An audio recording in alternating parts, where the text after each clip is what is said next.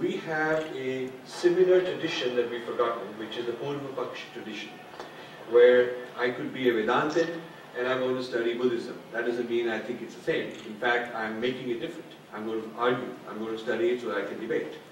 And that doesn't mean I disrespect it, because I actually take it very seriously. Those are serious opponents.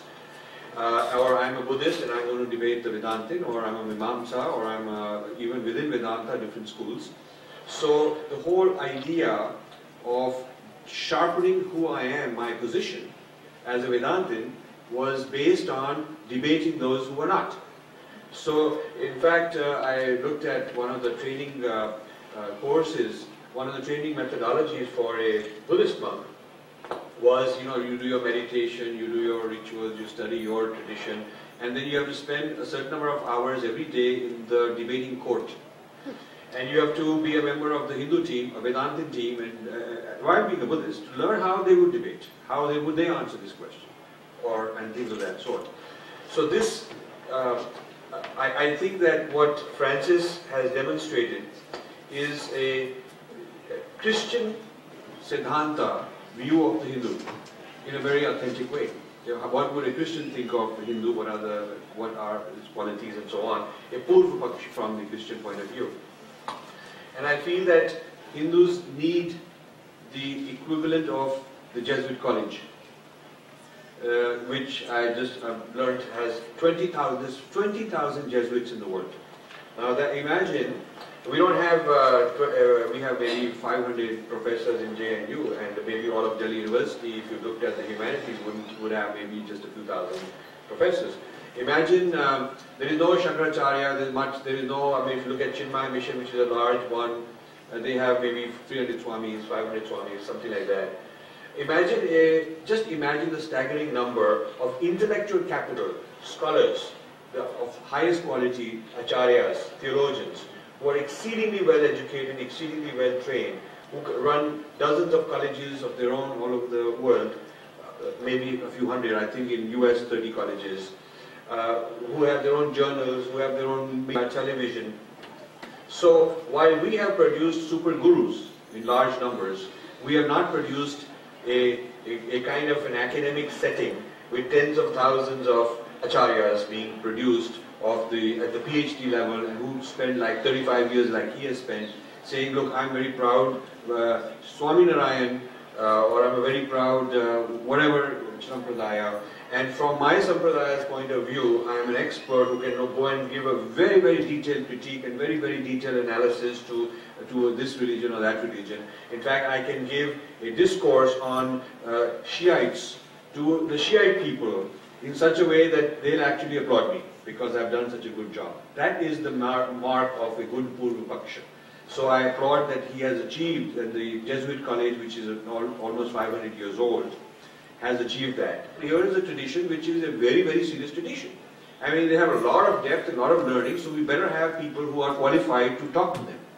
So at the time, they didn't have a whole lot of very highly esteemed, qualified, intellectual people who could represent Christianity in a very detailed philosophical sense. The Jesuit college was created for that. Now 500 years later, they have 20,000 people, out of which 4,500 are in India, Jesuits. So imagine, in India alone, 4,500 Jesuits, and I don't think Hindus have a fraction of that for intellectual horsepower available. So I think there's things we can learn how, and when you tell this to a lot of Hindus, when I mentioned this to one of the top Hindu organizations I won't name, how much time do you spend when you are training Swamis? How much of their time is spent in comparative religion? So he said, I don't care about others, I only care about what's in my heart. I know the truth. Why should I care about that? So I said, because have you forgotten Purva Paksha? So he was a bit impressed by that, but he hadn't thought of it, that we really need to do Purva Paksha.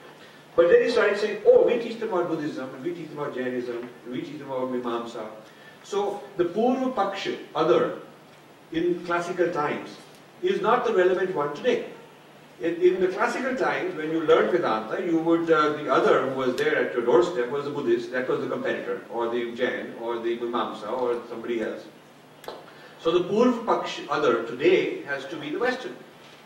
the Marxist. We have to teach every Swami, every Pandit, everybody taught Hinduism should be doing Purva-Paksha of Marxism, of Christianity, of Judaism, of postmodernism, of enlightenment, of Islam. Those are the Purva-Paksha that are relevant today. And this is therefore not something alien to our tradition. This is how we traditionally learned. But we have forgotten that, and when you ask a Hindu today, he is very embarrassed. And he will say, I don't want to argue, I don't want to believe. Either he'll say that the study of the other is kind of like an insult to the other, which is not how it should be, because it's a respectful study of the other, as Professor Turi demonstrated. That you can be yourself, the others is the other, and yet you can deal with them very seriously without disrespecting them. So our Hindus either they fall into the idea that studying the other will be kind of an insult to him and I'm doing something wrong by, I'm being rude by studying the other. Hindu leaders have told me that. Or they hide behind this thing that there is no difference, it's all the same, it's all either all Mithya or it's all atoms and molecules, it's all the same anyway. And they have this very naive, bumpkin kind of mindset of sameness, which means that I really don't have to work so hard to study what the other is all about because it's all the same. So the irony is that now we need to bring back Purva-Paksha into Hinduism by learning it from how others have learned to do it. It's ironic that 500 years ago the balance of intellectual capital was very different. There was these formidable Brahmin traditions that the Portuguese and the others came and said, wow, we got the cannons and we can invade them and we can do all that, but they really got the intellectual horsepower and we better do something about it. So the Vatican said, okay, let's get going. And now, today, after 500 years, we don't have something like that, and the Christian traditions do. So I'm very glad that we can have this dialogue with Francis.